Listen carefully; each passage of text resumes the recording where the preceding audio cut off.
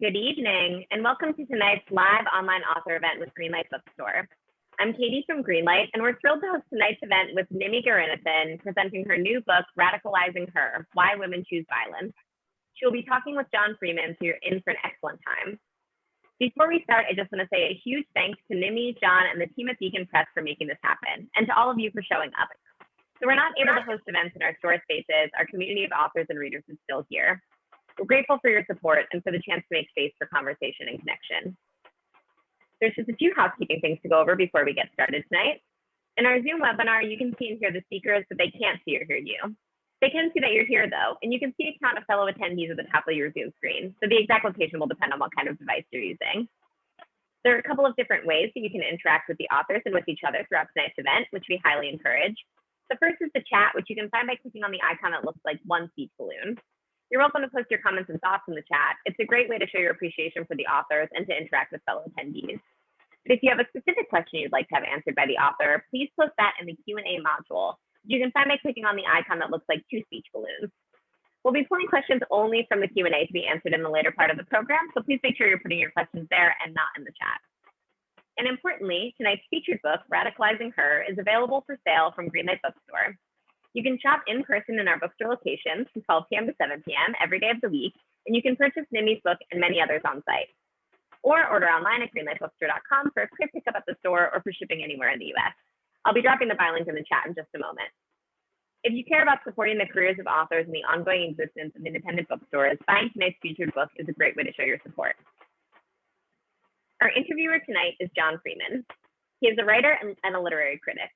He was the editor of the literary magazine Granta until 2013, the former president of the National Book Critics Circle, and his writing has appeared in almost 200 English language publications around the world, including the New York Times Book Review, the Los Angeles Times, the Guardian, and the Wall Street Journal. He is currently an executive editor at Knopf. He'll be speaking with our featured author, Nimmi Gowrinathan.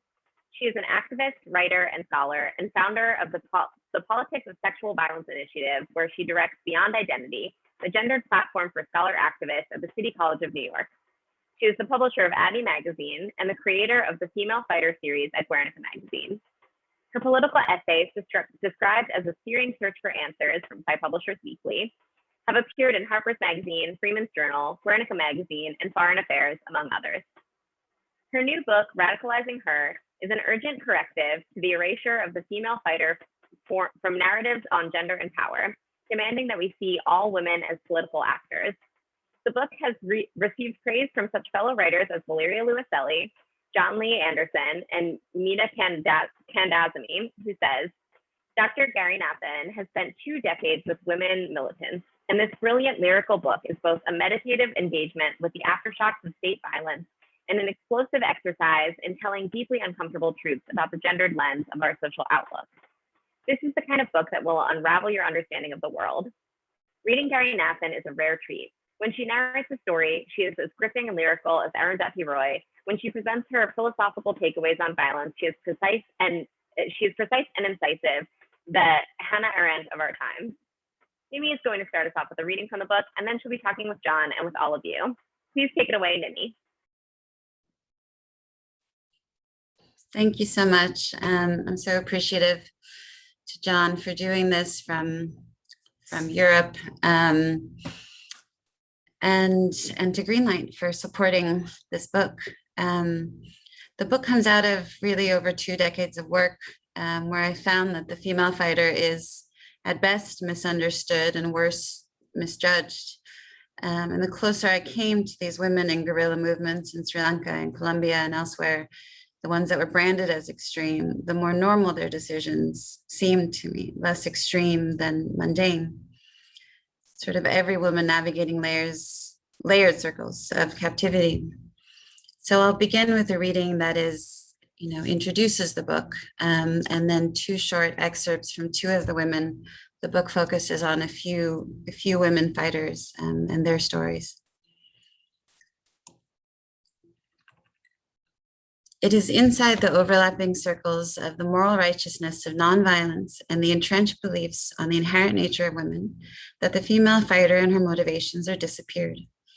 If nonviolence is valorized as the only legitimate form of resistance, Women are the presumed peaceful, moral core that holds this argument in place. But women in the Tigers and other militant movements did seek a type of power through violence, the power to control the experiences of their everyday existence. This book is a request to recalibrate, to reverse our view of the target, honing in on a violent state and the society it breeds. These structures, the ones that restrain her movement, disappear when the view of the female fighter is myopic. They must first be brought into view before they can be studied and dismantled. It is an urgent corrective to an erasure of the innate political power in every woman. Radicalizing Her centers the intrusive, insistent violence that punctures every woman's life. As it violates, dismembers, and destroys, she is expected to respond peacefully, carefully commodifying her trauma for others to rally around, the morally righteous path to political change. For more feminist-aligned thinkers, the female fighter is difficult to place. She absorbs each layer of trauma into her political thinking, not offering up a naked pain to sustain performative outrage in place of political change. She is conscious of patriarchy, but positions it carefully inside a complex project for equality. She does not reject violence in the resistance that reaffirms her right to exist. Patriarchy is enshrined in the state and the society that wraps around it. In a bid to consolidate power, it assumes a hydra-like form. The body anchored in the patriarchal desire for domination defends itself with multiple heads: militarization, racism, supremacy. Where misogyny is the hatred of women, racialized supremacy is the hatred of specific women. How do we understand the women confronted with the fiery breath of one of the heads that seeks to extinguish an entire race, those that choose to fight the enemy that confronts them, the ones fighting not for women's rights, but for the right to exist? These women do not ignore patriarchy, but they must first survive to fight it. The myths surrounding the female fighter are most visible as they swirl around those women whose faces make it into the glare of the media. To see women as political actors in complex, violent ways still requires accessing a kind of otherworld. Even in the fantasy, she is captive. Each of the liberatory superpowers offered will tether her to a limited imagination. The power of invisibility allows feminists in search of missing nonviolent voices to disappear her. Superhuman strength will offer her the physical abilities of masculinity that leave her unsuitable for marriage. Invulnerability will place her outside the safety net of donors, charities, and empowerment advocates alike. She is neither the good victim to be saved, nor the peaceful political agent to be supported. The first excerpt is from Akila, who was a senior fighter in the Tigers, a guerrilla movement in Sri Lanka. Our madame was middle-aged, her face twisted in ways that mimicked the austerity of the captured female fighters, but Akila felt her physique was unfit for the demands of guerrilla war. When she spoke to the newly gathered tiger cotters, she sneered, "We should have shot you all in the jungle so we don't have these problems with you." It might have affected them if they weren't already so broken, and Akila was the only one who understood her broken English anyways. From what Akila understood, de-radicalization had two components: hard labor and spiritual guidance, the latter more jarring than the former. She rolls her eyes as she remembers the forced meditation. The Buddhist monk sent to give spiritual guidance told her he advised the government to execute them. At least you, the high-level cotters, should have been killed. She wonders if they were paid to come in and offer this enlightenment. The lucky ones are made to stand in the sun for hours. Others are charged with positivity through the shock of an electric wire. In total, there were 3,000 tiger women in detention. In the early days of detention, the women in the army were afraid of us. Maybe they didn't know that we were afraid of them. One day, our madam figured out Akila spoke English and was skilled with computers and decided she would be in charge of data entry. This was in the fall of 2009, and the data was names and ID numbers of cotter, each living or dead, placed into the compact boxes of a 2006 version of Microsoft Excel. The battlefield had changed, and Akila saw her role in front of a screen as the first line of defense between the cotter and the state that would extract information by any means necessary. One morning, a lower-level terrorism officer came to the computer. He asked Akila for a female cotter by name. Was she there?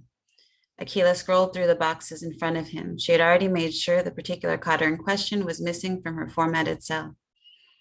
Saving her, she tells me, was at least some form of resistance, even though we were captured, no? Captive women move in slow, slight ways as they twist out of an iron grip. And the second excerpt is from Sandra, who was also a senior cotter in the FARC in Colombia, who I suppose is still a senior cotter. In our conversations, I often mention the theories floating around in the world about female fighters to get Sandra's immediate, expectedly indignant reaction. She finds even the surprise that women might take up arms a kind of machista attitude. I show her the cover of a book that purports to explain the motivations of a female fighter, Bombshell, a blonde Barbie doll dressed in vaguely ethnic wear, accessorized by a belt of suicide bombs. Sandra asks, these women consider themselves feminists? Her first impression in the training camps was that there was no separation on gender. Work was done as a block. She, as most fighters, is not blind to, nor hesitant to, address the presence of patriarchy inside the movement. Once the ability to fight one oppression is embraced, all oppression reveals itself easily. Things are not perfect inside the movement, she says. There are, of course, machista men. The issue, however, was placed inside the tensions of the struggle that could only be revealed and reckoned with inside the movement. She insists on the kind of nuance the outside view seems to calculatedly crush. Of course, some men were more thoughtful and made efforts to understand equality, and others didn't. When some men took credit for the work of female cotter, Sandra would fight for visibility. In the end, she says, the men comrades learned that they have underestimated the capability of women. In the collective fight for social justice, which Sandra saw as the gender equalizer, she was one of the few women who crossed over into the realm of military commanders, called on to advise the movement in political strategy. As she recounts her role, she sits up a bit straighter as if to live up to its import. Having a gun doesn't make me more or less of a woman. When I meet Akila again years later, I mention that many people think female fighters in the Tigers have been brainwashed. She smiles slowly. I wonder if perhaps something has gotten lost in translation. I ask again and she replies, yes, I understood. I was not brainwashed. I was motivated to fight. And I'll stop there.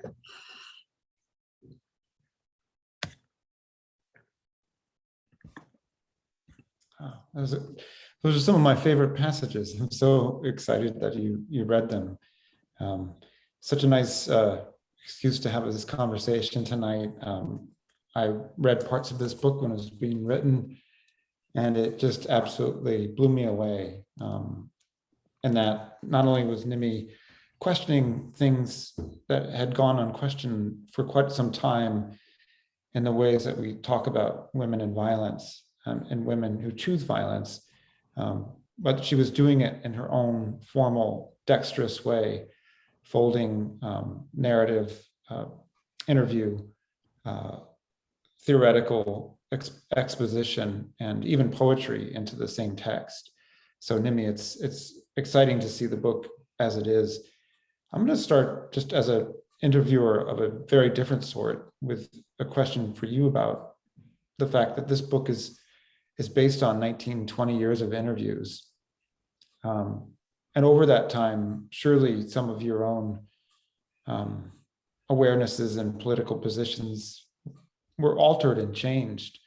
And perhaps you grew better at asking questions that didn't come with assumptions. And I guess I want to begin by saying, what did you learn in the act of asking all of those questions to do and not to do as the person speaking to the women that this book is engaging with? Yeah, it's an important question. In some senses, it was very important to me in the text to push back against this kind of approach in publishing to center an individual, so to have my own narrative as a part of this. But the parts that I felt comfortable including were the ones that I felt would have a political impact, right? And so therefore were not really about me, but being able to expose a kind of rawness to the process of this for other younger activists and writers and researchers going into this work. And a lot of that is the process of the interview, that those moments I expose in a little bit more rawness, and I sort of, drop myself in to be able to show how uncomfortable it is, how ethically fraught it is, how, again, and to show, I hope, over time, that kind of mapping of your own consciousness, being able to say that consciousness is constantly shifting, your own political identity is constantly shifting, right? And that what you believed in your first interview is not going to be the same at the end. I think one of the bigger ones that I came to, particularly doing human rights work for a while, doing the research on rape, was that I would no longer ask women about rape. I would no longer ask about the moment because it wasn't necessary. I didn't need to have them reveal this, the worst thing that ever happened to them in gruesome detail in order to know that it happened and that they were in this position. And regardless of the story and what time and whether it's true or not true, that even if there were elements of the story that were not exactly, didn't occur in the exact way, there was a reason why she was articulating it, right? And that reason was more important to me than exposing this kind of graphic, intimate moment for her, right? So I hope that the moments that I included in the book reveal that kind of evolution of consciousness over time, right? And the things that we get wrong, and that if you're a good researcher, you should be wrong. Every time you go in, your assumptions should be wrong. Say more about that, because I do feel in moments you highlight, you're covering your head or trying to appear more conservative. There are moments where you feel very stressed. You feel self-conscious, and what were you wrong about, I guess, is what I want to ask, going in, because the beginning of this journey seems to be, your own trip to Sri Lanka to talk to women who had fought the tigers there. Mm-hmm. And I'm curious and you talk about the fact that the tigers lived in your imagination because your mother's uncle or brother, uncle, uncle was an independence movement politician for the tigers, and she left the country, and was glad to have left so that you could be raised away from what you end up going back to research. And so I imagine coming back, to Sri Lanka, you probably, your imagination must have been bursting with notions of what you were about to encounter. Mm-hmm. And I'm just really curious, like what was the first moment where it really tilted? What you imagined you would encounter and what you found sitting across a table or something from someone. Yeah. I think for many of us in the diaspora who came from this generation in particular, when I looked originally at some of these stories of women from England and other places joining ISIS, and the way that people dismiss them being suddenly radicalized online, right? To me, what was missing in that conversation was the kind of legacies of violence that enter into diaspora households, right? That we were all raised in households where the violence was there. The stories are there. People are talking about it. It may be a birthday party, but someone's cousin has been disappeared, right? So the legacy of violence that you grow up with need not be that you grew up in a war zone, right? And so all of that, I think, shaped all of us in a particular way. But I think in a very similar way as many, many young activists today, you want to have a purist sort of idealized notion of social justice, right? Of what it looks like.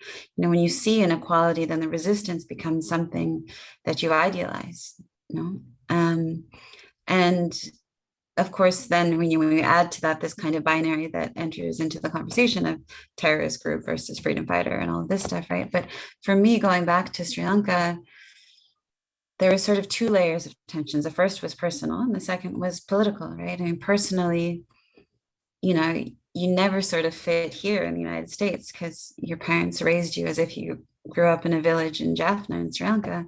But then you go back there and you're so much of an outsider. You know, even if you speak Tamil, it's very clear that you're not from there. And you're kind of, you know, particularly when you're younger, it's hard to see that as a value. Now I can see that position as valuable, right? I can extract from it the kind of value that it has politically on both sides. But when you're younger, of course, you just feel that you don't fit anywhere.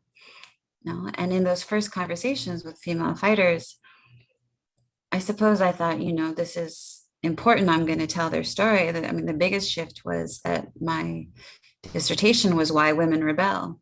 And when I encountered women who were sort of coerced into the movement, you know, the question had a one-line answer. You know, it's like, why did you rebel? Because I was taken from school, which, you know, of course, was disappointing to me. You know, what I wanted to hear was this, you know, I believed in the cause and this, that, and the other. But, you know, what was important was to be able to stay in this conversation, to go deep enough into the movement, to understand that even with the contradictions, even with elements of the movement that one didn't agree with their decisions, the same sort of impact of state violence was there, right? That women who had a choice to leave didn't leave, and why that was, why didn't they leave? And that sort of was the bigger question then that I came to, which was, I don't have to be in a position of saying I support everything this movement does or doesn't, right? And I think particularly now, a lot of young people struggle with that still. They feel they have to have this wholehearted, you know, condoning of the movement rather than identifying with the struggle and also having critiques of the struggle. You know? And so the narratives of these women certainly challenged this perfect view of a resistance struggle that I had in my head, you know, because it wasn't a neat story. This is a transnational book in that you talk to people who have experience in Mexico. You have talked to fighters for FARC in Colombia. You talked to a Syrian woman. And what's really interesting is that the FARC fighter is aware of the legacy of the Tigers, mm-hmm. and is actually inspired by it. And I wonder if you can speak a bit to that moment that happens across the book, and probably more in your own research, where women that you're interviewing are referencing other violent resistance movements. Yeah, I mean, it was an important part to include for me because there are times, I think now, that you see a kind of ahistorical activism, you know, that people are not understanding the depth of solidarity between these movements that existed before, and unfortunately we don't see as much today. You know, the story that I included about Adele in London, who would say that, and several people in London actually told me that at that time, which would have been, I think, the late 80s, they would have these political education workshops in London and East London, and they would come sit on the floor and someone would cook something, and it would be the Palestinians and the Eritreans and the Tamils, and somebody would give a lecture, you know, and they would say that we were like family. We would have died for each other, right? That kind of just natural. Of course, there must have been differences, you know, in their approaches. There must have been, but somehow that was easier to navigate then than it is now. You know, it wasn't as divisive. And I don't always know the reason for that. Maybe wasn't as much currency to being one or the other, you know, at that time. But even very recently, you know, I mean, there is sort of the natural solidarity between these movements that happened. There were conferences in the Philippines in the 80s that had these resistant movements together. Now I think in peace, you see more of like peace talks, where in Cuba, after the FARC peace, they brought together female fighters from different countries, but these are all government-sponsored talks, right? So it's not an actual sort of engaged conversation about some of these, you know, how to navigate some of this. But I do know that at that time, the women were learning from each other. Even when I went to Eritrea, they had heard of the Tigers. They knew of the women in the Tigers, and the women in the Tigers, for the reason I went to Eritrea, was because they had gotten a separate state, and the Tigers were in the process of getting a separate state. So for me, it was an opportunity to see, what would this look like? What does the state look like? What does it feel like? Unfortunately, for the women, it wasn't what they imagined. They were not in political positions. And, at that time, I could see it going the same way in Sri Lanka. But to me, that really sort of rooted transnational solidarity was something that I have a lot of angst about in this particular moment. I don't see it coming as easily to this generation of activists, to find that deeper through line between the struggles. So it was important to bring it out, to show that all of our struggles are connected along the lines of state violence. Your first 4 or 5 events for this book we were just discussing before we began were with female activists from around the world. And I wonder what sort of feedback they gave you about the book, because it very much is writing into questions that they've been wrestling with their entire lives. Yeah, I think, the conversations in each aspect of the book probably resonated in different spaces. The activists from Kashmir and from India, I think that sort of question of navigating culture, community, and state oppression, right? How one sort of moves through these different circles of captivity and then finds resistance also inside these circles, right? How do you be a part of a nationalist movement while still pushing for a kind of feminist consciousness, right?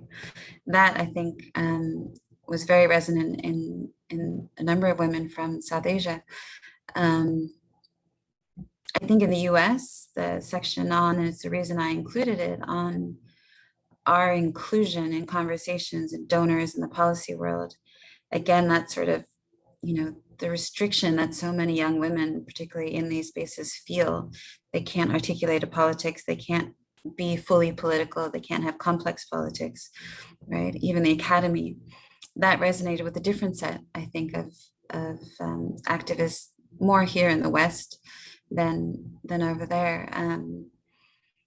And to me, that it's not an easy book. I know that it's intense, it's a little bit dense, but working with young people for the past 10 years, it felt as if I wanted to give them something to grasp, that it wasn't this kind of like rah revolutionary, you can do it, wear a pink hat and say women kind of thing. It was to give you something to build your own political project on, right? To see how other women had done it, and to find, I hope, in the messiness of it. Of course, the book doesn't have any easy answers, doesn't have any, but not just in the lines that were written, but in the kind of chaos around that, to find something that resonated, right, with you and your experience, and the ones that you haven't said out loud yet. Yeah, the book is structured in these, I almost want to say orbitals, where an idea is sort of approached and then passed and then sort of returned to, and then you kind of move forward, and each orbital you kind of come back, not in exact order, but to most of the women that you're speaking to. And so we get to see a kind of constellation of female fighters at different stages of their distance from fighting. And at no point is that journey away from violence into a different form of activism essentialized. And yet the book moves towards making some arguments about collectivism or collective action that miraculously does not create a kind of rule for how that functions. And I found that very interesting, given that the book is not radicalizing. It's her. It's a single pronoun. It's a single person. And I'm wondering if you can talk about how you balance thinking about all the different reasons why a woman is radicalized, and how slowly that happens, to acknowledging that in almost all the cases that you visit and all the women that you've been speaking to, they are enmeshed in some ways in a social structure that has become to some degree supportive as a result of this violence. How do you find that balance between collectivism and individuality? Because you do, in that reading, you pointed out like she could become a superhuman strong person, but that somehow shuts down different versions of her actual self. If we start to believe that is what that is a form of resistance which can be successful. Does that make any sense? Yeah, I mean, I think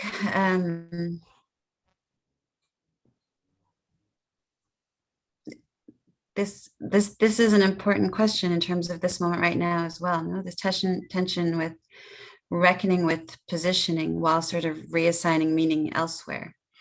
You know, like understanding my positioning and understanding the individual's fighters' positioning, and reassigning the meaning still to the mundane moments of other women, those whose every day is weighted by this sort of visceral fight to survive, right? And in that process of radicalizing her, the individual, you know, a lot of that, the individual part is a pushback to the kind of homogenizing of female fighters that happens in the policy world, right? These are the reasons why women fight, right? So on that level, on the level of the view from the outside, it was important to return to the fact that these are individual complex political identities, right?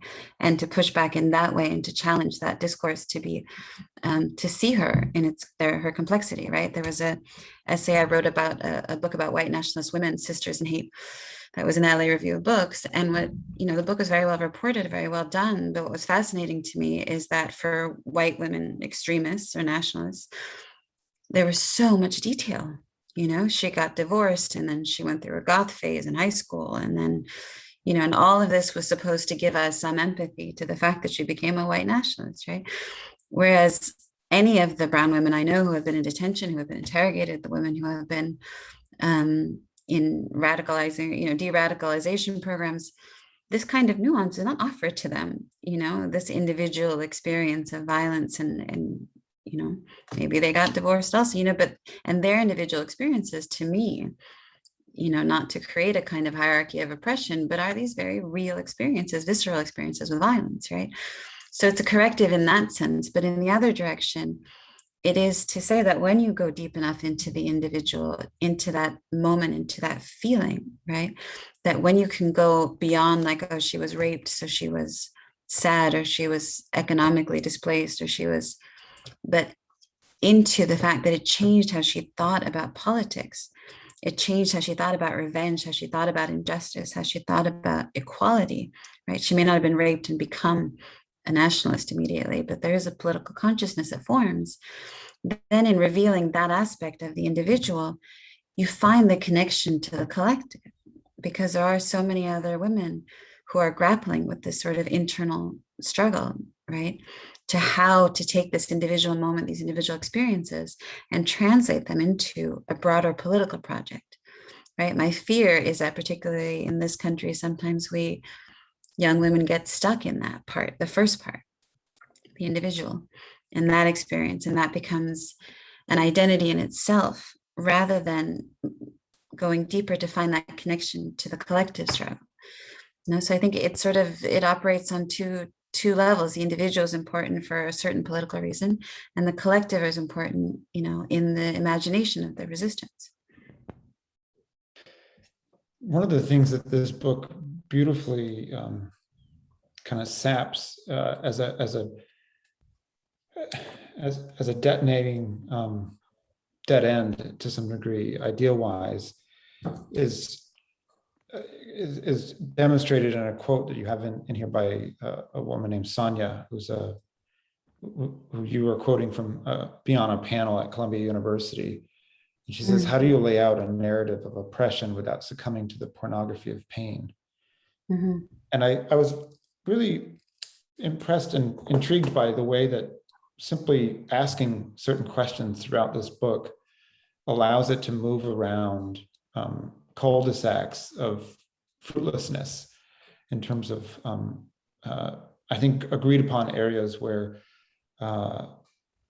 exchanges or dialogues had broken down and were no longer functional. So the idea that, testimonials gathered from fighters in war zones where they were basically proffering trauma in order to be part of an international political process had reached a dead end because it had become extractive and dehumanizing because it reduced, among other things, complexities of political agency. And I'm curious, what were some of the other questions that you put in this book that you don't have answers to, but that cleared space for you to do some of the dense thinking of your own? I think probably the quote from Kimberly Crenshaw, who read my work early on. And she, one of my early essays, and she said, I think what you should try and do is sacrifice the emotional capital you've built up here for political capital.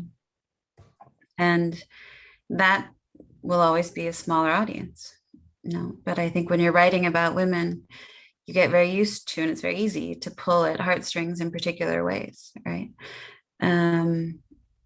But that audience isn't always the one that will mobilize politically, right? It's a smaller audience that will mobilize politically. And for that, you have to write towards building political capital, right? And it's a more difficult thing. One of the reasons I include so many quotes from the women around me, the women who surround me, the women who sustain me, is very much, we were talking about before, the idea of the collective, that like Mariam Kaba said in an interview she did for us, that you're part of this lineage of thinking, this constellation of women who challenge you, who push you, who shape and reshape your thinking, right? So that my ideas are not necessarily always my own. They shouldn't be. They come out of a collective.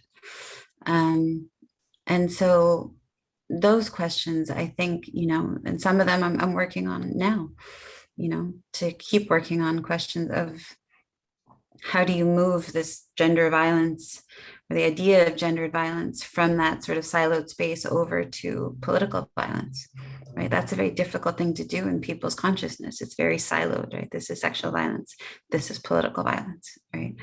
How do you make the connection between women who kill their abusers and women who fight in militant movements, right? Who kill people in that way? Both are political, right? But how do you make those connections between those? And it's part of the decision on form. You're mentioning the form, and in a conversation with Camila Shamsi, I remember she had once told me, you have to trust the form to hold your intent, and the intent can be many things, and so this form for me, once I understood that people had this block with the female fighter because they were coming up against their notions of nonviolence first, and then their notions of gender, which are deeply entrenched, so that this form of writing, this way of writing, to me was sort of experimental, to see how I could get around these blockages in your brain, to unearth, to excavate, to find new ways of thinking. And it's certainly what some of the women in my life have done for me. Juxtaposition does a lot of the work here in that way of drawing connections. You have a quote from a woman who's gone to prison for shooting her abuser, and she resists in the court trial, or she's been encouraged by her lawyers in the court trial to say that in the moment she snapped, that basically she was suddenly overwhelmed. And I believe she says that wasn't the case. I became aware that no one was going to stand up for me. No state was going to provide me justice. I had to take it for myself. And I thought a number of really fascinating things happened in that moment in the book, because you're showing couple things. One, which is that the violence is accumulative, but it doesn't happen all in a moment. And that trying to ask, trying to criminalize violence, which might be justified, creates psychological syndromes or conceptions of actions which are based on loaded assumptions. And I wonder if you can talk a little bit about the thing that we were talking about 2 or 3 years ago, which is the Stockholm Syndrome. And whether in the course of working on this book, I suppose that you probably had enough syndromes to create your own separate, kind of ironic DSM. But what are maybe rather than talk about Stockholm Syndrome, can you tell me what are some of the obvious markers of a broken syndrome, that's being used as a fig leaf to cover up faulty thinking? Others like Stockholm Syndrome, you're saying? Yeah. Well, obviously the book talks about empowerment quite a bit. That's a big one. That gets used very often. I think, there's different ways, again, rather than sort of the juxtaposition was a big thing for me, rather than just coming out and saying, there are these sort of different ways to approach political communication, right? You could come out and say, this is what you believe, this is wrong because of this, right? And that very often doesn't work, that kind of black and white, just sort of going, and you can see in political discussions now, of course, people are more and more polarized, right? So that form of the op-ed approach to political communication is not quite as effective, but I think that sometimes the work has to be done elsewhere. So if I can juxtapose what, the head of counterterror from, I don't know, Italy or Romania or whatever says about female fighters, that she's drawn because of, pastels and Instagram images, right? If I can juxtapose that with a quote from one of the female fighters with their own narrative of why they joined, then in putting those just next to each other on the page, the absurdity itself is revealed. The absurdity is there. And then similarly with the Stockholm Syndrome, it was this framing that, 3 different countries, 3 different audiences asked me, isn't this just the Stockholm Syndrome? And once you do the research, you find it's not a real thing, but it's used to sort of dismiss the politics of women, right? So we're sort of used to some of these things that dismiss the politics of women, like victim versus survivor and all that. But there are all these other sort of framings and ways of dismissing violence and dismissing the politics of it, right? In some of the work I'm doing now, and the hysterectomies happening at the border and reproductive violence at the border, a lot of what's framed, is happening with ICE is that it's malpractice or it's human rights abuse. It is actually the work of eugenics, right? But this is a way of sanitizing it by saying this is malpractice or it's corruption or it's, but it is in fact eugenics. It is white supremacy. It is controlling the reproduction and the reproductive capacity of immigrant women, right? And that is nothing but white supremacy. So sometimes the political work is simply, particularly I think for people of color who operate in multiple worlds, is simply revealing, we know what you're doing. We can see it, we can feel it, but also we can see it. We know that this is a way to cover a particular political agenda. Well, that's one last brief question. And then if anyone out there has a question for Nimmi, now would be the time to put it into the Q&A. As I was rereading your book today to talk to you with a lot of joy, because the complexity of this book and its structuring is really on a whole nother level of sophistication and pleasure. I mean, there's something pleasurable about reading in this discursive way what is normally broken down and refed to us in simplicity. But the books I thought of while I was rereading it today were Wretched of the Earth and Tell Me How It Ends. And it feels like a book sort of situated between those two in many different ways. Partly because even this book begins with you on a kind of trip with your child, not unlike the beginning of Tell Me How It Ends. And similarly, this book is turning its lens on the excavational interrogative modes that produce the distorted reality that people presume to be truthful when in fact it's not. It's fantasy, it's a fantasia. And I guess I want to ask you a little bit about working in tandem with those two books, and maybe even in particular with Valeria Luiselli, who's a colleague and a friend of yours and a collaborator. What does it mean to draw formal structures from a contemporary in literary terms? What does it enable, and how does it alter or enhance what you're doing? Yeah, I mean, of course, I had the opportunity to speak with Valeria about this book, and we spoke a little bit about Tell Me How It Ends. And for me, the similarity there is a kind of, again, a raw mapping of consciousness between a mother and child, as slowly this kind of fragile faith in the state collapses. Faith in something collapses. I'm not sure I ever had any faith in the state, but as faith is sort of picked away at, and Fanon, of course, was shaped many of our early thinking on politics. I think that one of the things that, as I got into the book, is realized was that so much of my thinking on particularly the Tamil struggle was shaped by men. Was the political side of it, that really sort of intensive writing, the kind of Fanon-esque writing. The Tamil scholars I read were men. And that to me was like it was a moment where I was like, holy shit, I've only read, and then on the other hand, you have the narratives now of a lot of women. And of course, later there's plenty of Tamil female scholars now.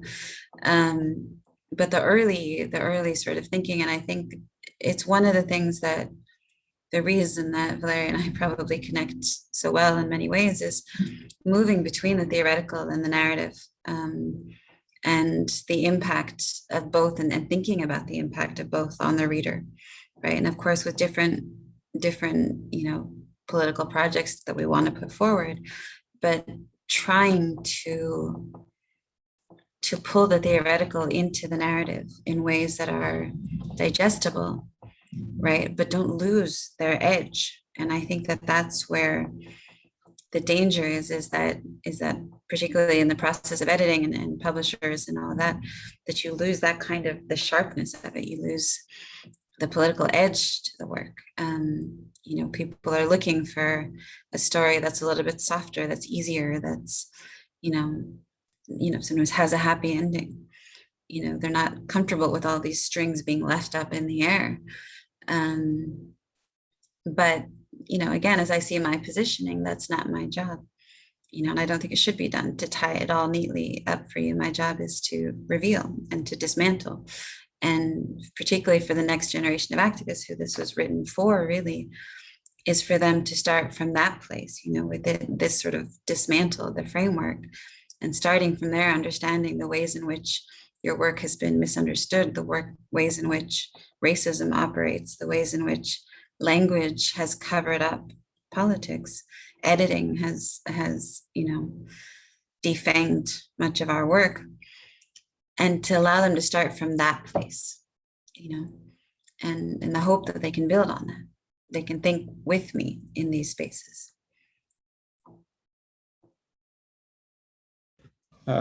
We've got a couple more minutes, so if anyone has a question for Nimmi, please type it into the Q&A box at the bottom of your screen.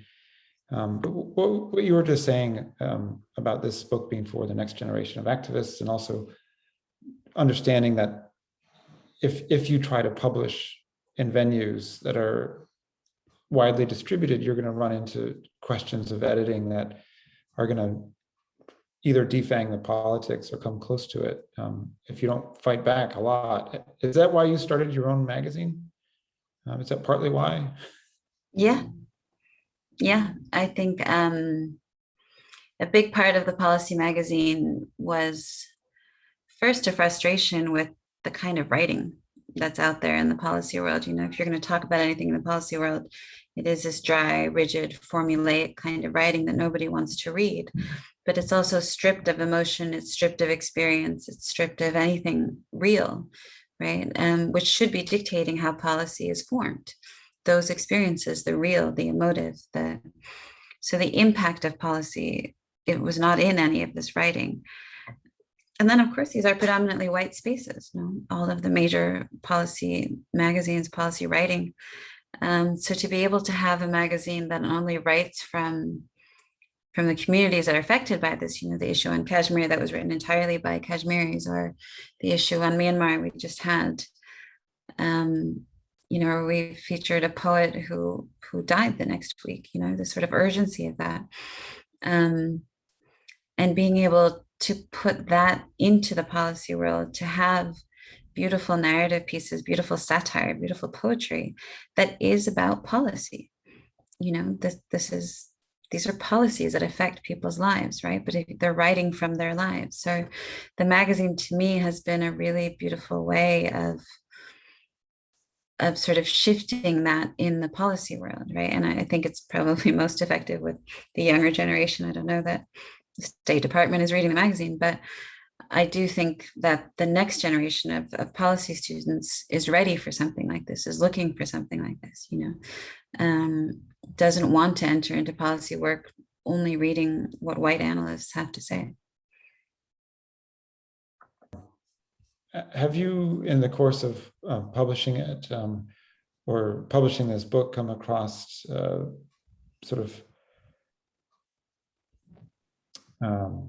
comrades of a sort in the way that they're writing into similar questions of state violence and activism? I thought a little bit of Cristina Garza Rivera when I was reading Radicalizing Her, but the list of writers who were coming up was quite short, and I wonder if there's anyone you want to call attention to before we wind down here, that whose work for you is kind of. Oh, there's so many in the magazine. I have every issue. I'm just completely stunned by several of the pieces, and we've had open calls, and we've had people.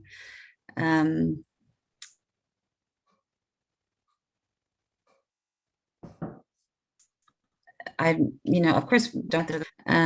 And you know, I would say just to go to the magazine. I can say the ones that have stayed with me were the piece on Benghazi, the author that I think you know.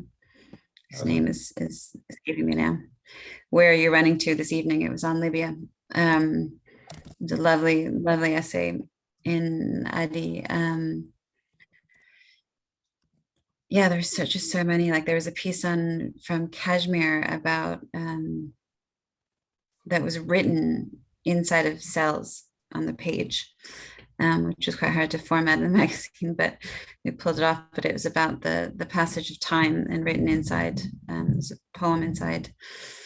It was in the Kashmir issue. Yeah, and of course, the first issue had a beautiful poem by Tracy K. Smith, "The Woman's State," which was sort of exactly what I wanted to start the magazine with. And I was considering the woman's state.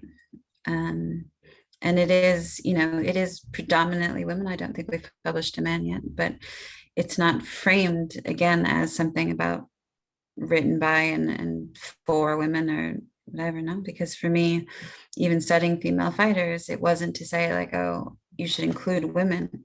It's that if you are engaging women, then the political arguments shift, right? And so that's what the magazine is that by centering these voices, we're learning something different about political violence, about who it impacts and why and how.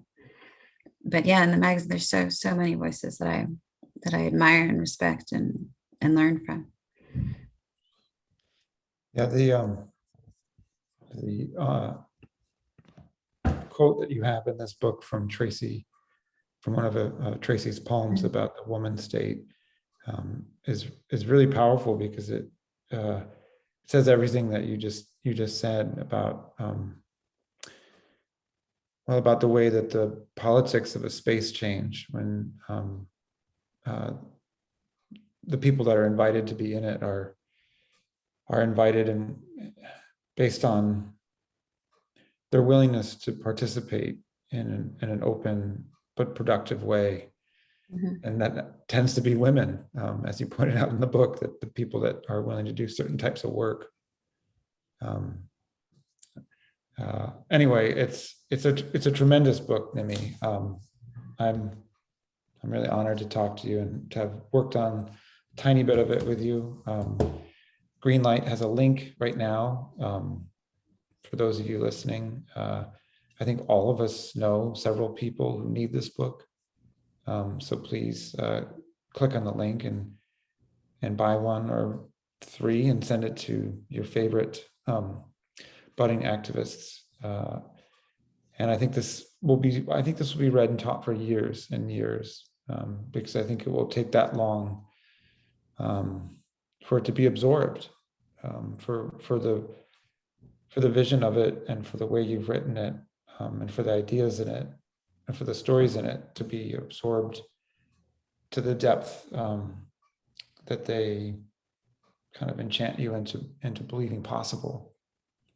And that's the true gift of the book, is creating new possibilities in the imaginary spaces. So I'm really just overwhelmed with gratitude for this book, because it's made other things possible. And to me, that's exactly what activism is creating spaces which have been closed down and opening them back up through feats of the imagination and care and attention, which this book is just suffused with. So bravo to you, Nimmi. Thank you so much. That's beautiful to hear, particularly from you, who was one of the most thoughtful editors I've ever worked with. So that's that's what I hope it is. I hope that it opens political possibilities. Well, I think we have a person who's going to come back. Yes, thank God. Yeah. Thank you both so much for that thoughtful and wonderful discussion. And thanks to everybody for joining us. Don't forget to buy your copy of Radicalizing Her in store online at greenlightbookstore.com. And if you missed any of tonight's event, or if you just want to watch it again, we will be posting it on our YouTube channel. So please look out for it there. Thanks so much, everyone. Have a great night. Thank you. Thanks so much, John and Katie.